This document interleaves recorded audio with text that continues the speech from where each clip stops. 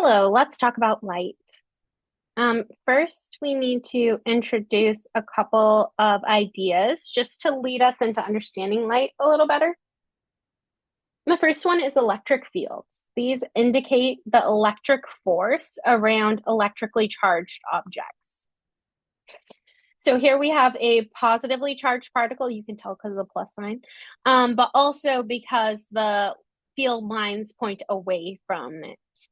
Um, and then we have a negatively charged particle and a positively charged particle. And we see how those field lines behave differently when they're near another particle. So instead of just like cleanly pointing all out like this, we have some extra behavior happening because there's both a negative and a positive. And then we have positively and negatively charged plates. The lines here, again, are the electric field lines, and they indicate the direction of the electric force that an object would experience if it was there. And that's true about all of these electric field lines. And it's totally okay if this feels weird and abstract. The main idea is that electric field is created by a charged object, and it shows the force another object would experience. So it's created by a charged object and indicates force on a particle near that object, electric force. Then there's magnetic field. So magnets, also create field lines. Magnetic field lines, that is. These indicate the force on magnetic materials near a magnet. So here's just like a schematic of it. We have a north-south of a magnet, and we have the field lines. But you can also see that this nicely demonstrated with iron filings around a bar magnet. That's what this is. So these are just iron filings, which are magnetically sensitive material, and then the magnet itself. And so you sprinkle the filings and they end up shaping out the field lines because they are in fact impacted by the magnetic field, around the magnet. The point of introducing electric and magnetic fields is that the combined electromagnetic waves are what we refer to as light. So if we have an oscillating electrically charged object, we can create an electromagnetic wave. Just like how we can create a wave on a string if we oscillate the end of the string upside down. And don't fret if this concept is a bit too abstract to grasp on its own. The main point is just to show that light is an electromagnetic wave, and it behaves very similarly to waves on a string or waves through any other kind of material that we've worked with. So look, this is the electromagnetic spectrum. So light is an electromagnetic wave, and it has properties like waves, like wavelength and frequency. And we can use the wavelength and frequency, or we do use the wavelength and frequency to describe different types of light on the electromagnetic spectrum. So the longest waves are radio and microwave, which is over here, radio, microwave, infrared. There's this tiny region that's visible light that our eyes can see. There's so much of the electromagnetic spectrum that our eyes are not able to see. And then beyond that, there's ultraviolet, X-ray, and gamma rays.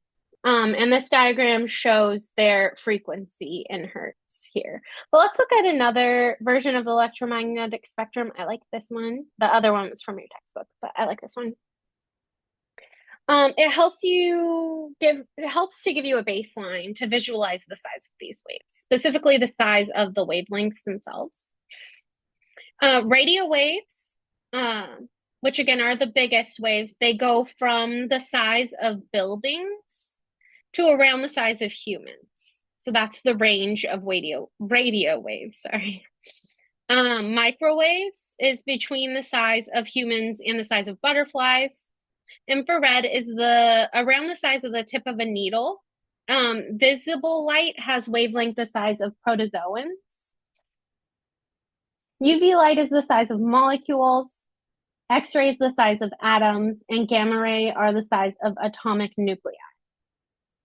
So going from the size of buildings to the size of atomic nuclei, light spans a huge range of wavelengths. But what our eyes can see only fall into this really tiny range.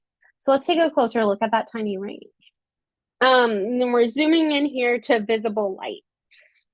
We have wavelengths between 400 and 700 nanometers. Nano is 10 to the negative 9. So like we've dealt with centimeters, millimeters, but now we're talking nanometers, which are super, super tiny. So on top of the wavelengths being super, super tiny, it's also a very small range. It's only a range of 300 nanometers is all the light that we can see. And we can see that red light has the longest wavelength and violet light has the shortest wavelength. But again, not so different as like gamma rays and radio waves. Let's talk about why the sky is blue. So the sky is not inherently blue. Blue is not a property of the sky. It only looks blue because of the sensitivity of our eyes. What happens is that light from the sun, which contains all the wavelengths of visible light, along with other wavelengths that we can't see, hits atoms in the atmosphere. When the light hits an atom, it is scattered off of it. You can kind of thinking of it like bouncing or ricocheting off. So the light will ricochet off of atoms. The amount that different colors of light scatter depends on their wavelength. Violet light is actually the one that scatters the most, and then blue, but our eyes aren't actually that sensitive to violet, so we see the sky as blue because that light is scattered the most, or at least of the kind of wavelengths that we can see very well. How blue the sky looks depends on how wet or dry the atmosphere is, or how many water molecules there are to scatter light differently. The crispest blue skies happen when the atmosphere is drier. When the sky is other colors, like redder in the daytime, that's because there are other particles in the atmosphere scattering light. For example, when there are wildfires nearby, and the sky looks kind of hazy and red or yellow, it's because the smoke is scattering light differently in the atmosphere. Same thing that happens with pollution, too. We live in Washington, so we are very familiar with gray skies. Sunlight is absorbed depending on how thick the clouds are. So we may end up with light gray or white of the clouds, or those dark gloomy storm clouds, all depending on how thick the clouds themselves are. Okay, so that's why the sky is blue, but why are sunsets red? If light isn't scattered, as in if it doesn't ricochet off atoms, it's transmitted. And red light transmits best through the atmosphere because it scatters the least. Because remember, it has the longest wavelengths of visible light. At sunset, the location of the sun means that the light we see travels through more of the atmosphere because the sun is lower in the sky. So the light that is transmitted will dominate over light that is scattered because it has to go through more of the atmosphere. So the light that we see at sunset traveled farther through the atmosphere, leaving it mainly red, or, a range of pretty colors that we see.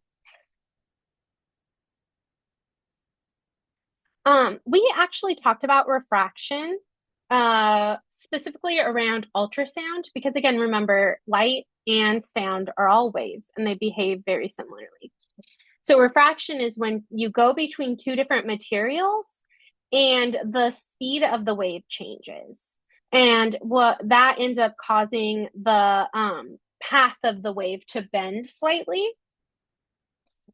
So how much light bends depends both on the two mediums and the wavelength of light. And we can see this as an example of light going through a prism. So we have white light shining through, and then red light isn't going to bend as much as blue light does. And so it ends up spreading them out. And we can also look at or understand refraction somewhat from this example here with the wheels of a toy. First, it's rolling smoothly down the sidewalk, and then it reaches a patch of grass. It can't roll as fast on the grass as it does on the sidewalk. So the wheel on the left that reaches the grass first, it'll start to slow down. And the wheel on the right will turn slightly because the left wheel slowed down. This changes the path of the wheels and changes the path, or this change of path is refraction. The same thing happens with light. Because the speed of light depends on the material the light is traveling through. So when the light goes from one material to another, its speed changes, and that causes its path to bend or refract. Refraction can also be combined with dispersion. Because different wavelengths of light diffract differently, it spreads out or disperses the light when they are diffracted. So if we have white light coming into a prism, the wavelengths of light are going to spread out different, or well, refract differently, which causes them to spread out or disperse. And this dispersion spreads out the wavelengths and gives us like a kind of little rainbow that we can see. Speaking of rainbows, this is also how rainbows work. The sunlight travels through a raindrop where the different wavelengths are dispersed.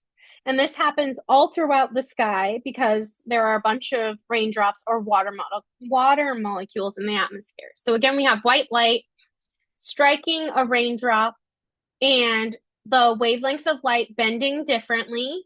So they spread out, and then they also strike inside, like an inside edge of the wavelength or the raindrop, excuse me. And then they come back out, still spread out even more. And we can see with this example of two water droplets, they each bend and disperse the light, wavelengths of light. And that dispersion is angled so that only one wavelength of light from each of the molecules actually reaches our eyes. So if we look at this, we have sunlight coming into these two water molecules, and then we have red light and violet light refracting and dispersing. And we see from the top one, the red light is at an angle to meet our eyes. And from the bottom molecule, the violet light is at an angle to reach our eyes. So we're seeing both red and violet light, but they're actually coming from different water molecules. The red light will be bent at 42 degrees from the original path of light, path of the sunlight, excuse me, and the violet light will be bent 40 degrees. And you'll only see these colors when the molecules and refracted light are lined up with your field of vision. Rainbows are actually cone-shaped. The sun is coming from the right here in this example. So we have the sun over here, and it's moving through this region of wet air where there was rain recently or something. And then you're seeing it over here. Well, I guess this is technically you or the viewer. We individually can't tell that the rainbow is cone-shaped because there isn't anything to indicate distance for us. Just like how fireworks appear flat, but they're actually three-dimensional, it's because in the air there isn't anything to indicate distance, so it just appears flat to us. Because of this lack of cues to indicate distance, rainbows always appear straight on, even if you try to approach it. So the phrase looking for the pot of gold at the end of the rainbow really means chasing something impossible because you can never actually approach the rainbow. It's not actually a physical thing. It is a phenomenon that you can see, but not like interact with. And then double rainbows are just caused by double refraction in the water droplets. So you end up with lots of these very pretty double rainbows. And also just note this idea of like both the fact that rainbows are actually cones and the light needs to hit your eyes just right. You are also always only seeing your own unique individual rainbow, unless someone like stands in the exact same spot as you with their eyes in the exact same place. Um, Otherwise, they're technically seeing a different rainbow than you are because the light is not coming from the same water molecules. Anyway, I hope that was interesting. Have a great day.